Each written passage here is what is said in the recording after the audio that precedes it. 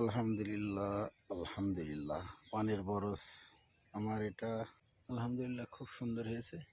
নিজে এখন নতা ক্ষেত তো বলাও যায় না, যদি মারা না যায় তাহলে পরে খুবই ভালো হবে ইনশাআল্লাহ।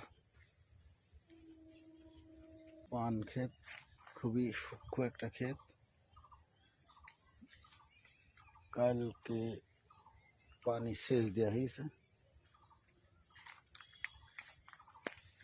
বরাবর এদিকে ক্যানাল পর্যন্ত।